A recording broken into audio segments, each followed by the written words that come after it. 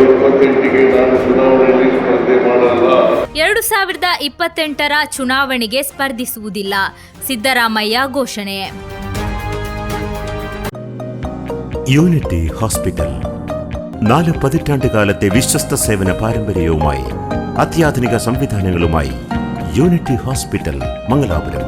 Phone 0824243155. Unity hospital. Expect life.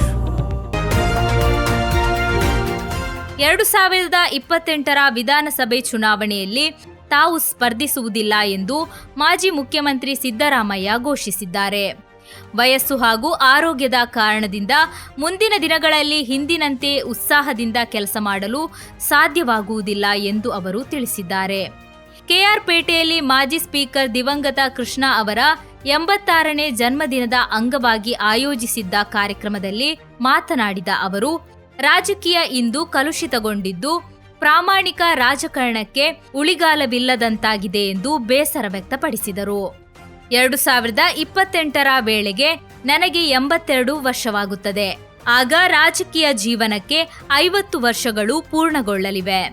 ಆದ್ದರಿಂದ ಇನ್ನು ಮುಂದೆ ಯಾವುದೇ ಚುನಾವಣೆಯಲ್ಲಿ ಸ್ಪರ್ಧಿಸದಿರಲು ನಿರ್ಧರಿಸಿದ್ದೇನೆ.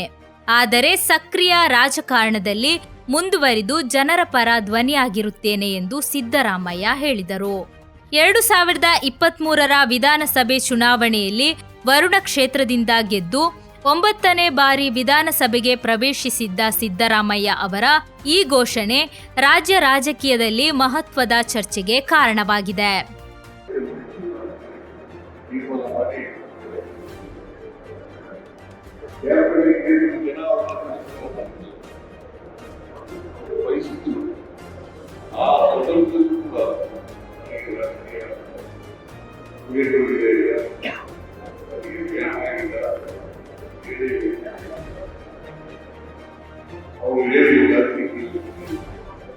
ನಾನು